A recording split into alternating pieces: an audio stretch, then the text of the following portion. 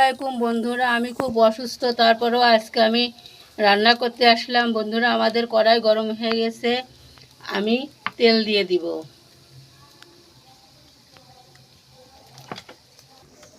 পরিমাণ মতো পেঁয়াজ দিয়ে দেব। বন্ধুরা, পেঁয়াজটা ভাজা ভাজা হয়ে গেছে। আমি ছোটো মাছ দিয়ে শাক দিয়ে শাক দিয়ে ছোটো মাছ দিয়ে রান্না করব। আপনাদেরকে কিভাবে রান্না করি দেখাই, আপনারা দেখতে থাকুন। আমি আলু এইভাবে কেটে নিয়েছি। আমি সুন্দর করে আলুটা একটু ভেজে নিব। পরিমাণ মতো লবণ দিব। সুন্দর করে আলুটাকে ভাজা ভাজা করে নিব। আমি শাক দিয়ে আলু ছোটো মাছের চচ্চড়ি করতেছি। কাঁচামরিচ দিয়ে দিব। যেহেতু শাক রান্না করতেছি, ডাঁটার শাকে একটু কাঁচামরিচ না দিলে ভালো লাগবে না। আমি এখানে সরিষা বেটে রেখেছি, সেটা দিয়ে দিব।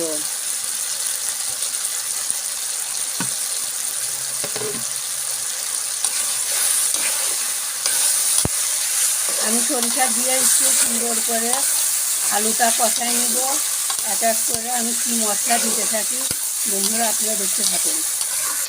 আমি এখানে হলুদ দিলাম।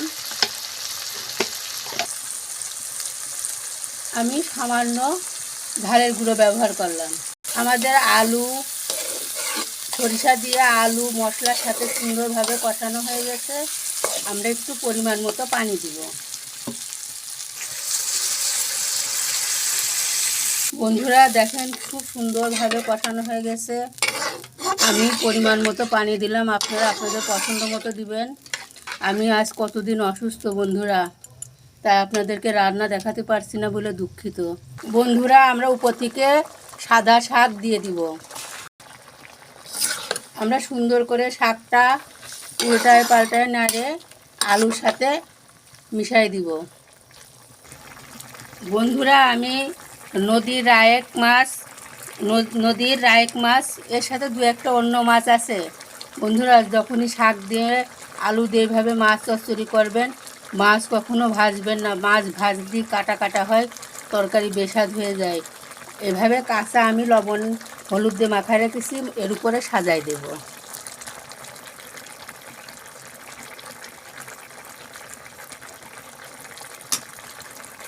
এবার আমরা মাছ চচ্চড়িটাকে ঢেকে দেব। বন্ধুরা, ঢাকনা খুলে দেখি আমাদের চচ্চড়ি কেমন হয়েছে। বন্ধুরা, এই দেখেন, আমি শাক দিয়ে ছোটো মাছ চচ্চড়ি করেছি, প্রায় হয়ে এসছে। আপনাদেরকে পরিবেশন করে বাকিটা দেখাবো। বন্ধুরা, এই দেখেন, নিচে আর একটু রস নিয়ে হালকা হালকা সব রস মরে গিয়েছে। আমরা এইভাবে চচ্চড়ি করে নিলাম। আপনারাও এইভাবে চচ্চড়ি করে খাবেন, খুব মজা লাগবে। বন্ধুরা, আপনাদেরকে সহজ পদ্ধতিতে মিষ্টি কুমড়ো ঘন্ট করা দেখাবো। আমাদের কড়াই গরম হয়ে গেছে, তেল দিয়ে দিলাম। আমি জিরা দিয়ে দিলাম।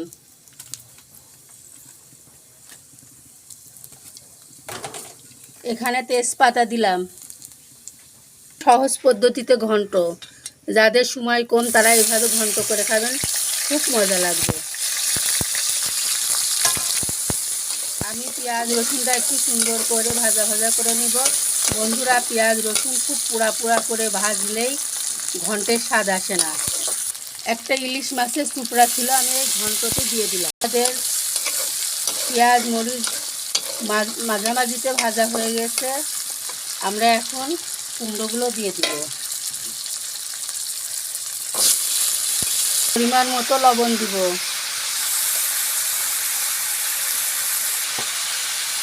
এখানে হলুদ গুঁড়ো দিব পরিমাণ মতো। বন্ধুরা, মিষ্টি কুমড়ো এমনি মিষ্টি তরকারি, বেশি ঝাল দেওয়া ঠিক না। আমি এখানে ধনের গুঁড়ো ব্যবহার করলাম। ওই সুন্দর করে কুমড়োটা নাড়িয়ে দেব। বন্ধুরা, কুমড়োতে খুব ঝাল কম খেতে হয়। কুমড়োতে মানুষ দেখি অনেকে এক গাড়ি ঝাল দেয়, কিন্তু সেই কুমড়োর স্বাদ ভালো লাগে না। আমি পরিমাণ মতো ঝাল দিয়েছি। আপনারা যদি খান আর একটু বেশি দিবেন, আমি আমার পরিমাণ মতো দিয়েছি। বন্ধুরা, আমি কাঁচা ঝাল দিয়েছি, অল্প একটু ঝালের গুঁড়া দিলাম।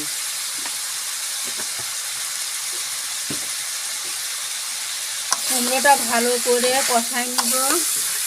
বন্ধুরা, আপনাদেরকে সহজ পদ্ধতিতে ঘন্ট দেখালাম। আমি এখন পরিমাণ মতো পানি দিব। পানি কষানো হয়ে গেলে পানি দিব।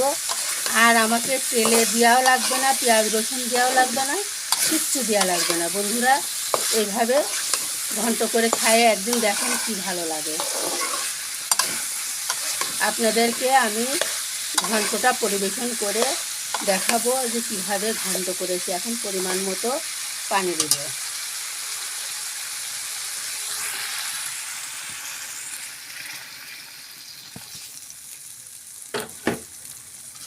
বন্ধুরা এমন করে পানি দিলাম যাতে মিষ্টি কুমড়োটা সুন্দরভাবে গলে যায়, ঘন্টটা মজা লাগে, আটা আটা হয়।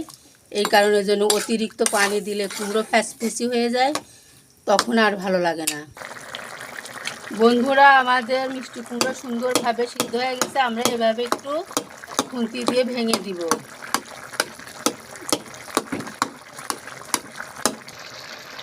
বন্ধুরা কি সহজ পদ্ধতিতে কুমড়ো ঘন্ট আপনাদেরকে দেখালাম। দেখেন আমাদের কুমড়ো কি সুন্দর গলে গিয়েছে।